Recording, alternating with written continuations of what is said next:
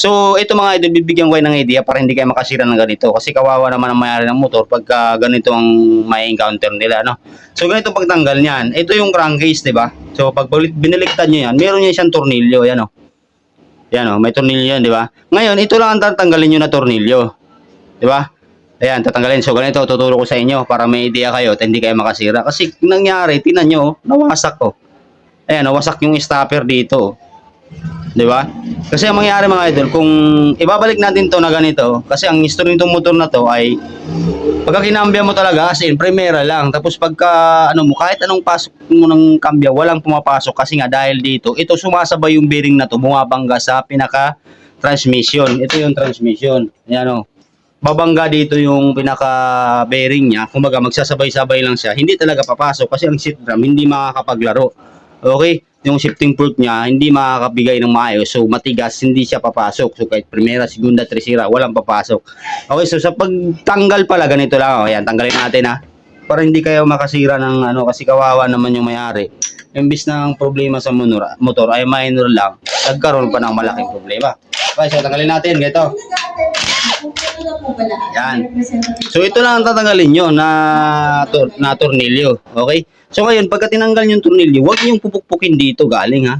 Huwag niyong pupukpukin dito galing kasi ganito talaga ang mangyayari niyan. Sibak talaga yung stopper niyan. So hindi ko na alam kung saan napunta yung pinaka nasibak dito. So dapat pagka natanggal niyo ng tornilyo, babaliktarin niyo. Yan. Dito niyo siya pupukpukin palabas. Yan no. Ganyan no.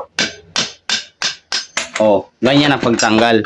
So ang mali lang dun sa gumawa ngayon, di ba? Siyempre dito ilalagay yung bearing. Ang mali dun sa gumawa nito, yan, ilagay natin ang bearing. Yan. Lagay natin, di ba? So ang mali dun sa paglagay ng pagtanggal nila, nung pagkatanggal ng tornilyo, dito nila pinukpok. Ayan. So kaya po nasibak yung likod. Ayan. So ang pagtanggal niyan mga idol, lagi niyo tatandaan. Galing dito sa loob. Once na matanggal nyo na itong tornilyo dito, yung stopper nito, yan, dito kayo magpukpok palabas. Ayan. Pupukpukin nyo siya pag ganito. Okay?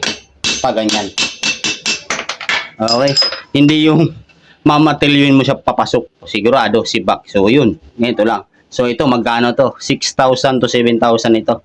Di ba? So, kawawa yung mayari, imbis na konti lang ang gastos, so ganito kalaki yung ginastos niya ngayon. Kasi ako, hindi ako pumapayag na bibuild upan lang yan kasi alam ko nga kalabasan eh. Ilang araw lang yan, sigurado sibak yan. Okay? Sibak ang build up niyan. Okay, so yun lang mga idol na konting idea lang. Para kahit paano hindi kayo makasira ng makina at hindi makabili ng ganito. Okay, so maraming salamat at sana nabigyan natin ng idea yung iba.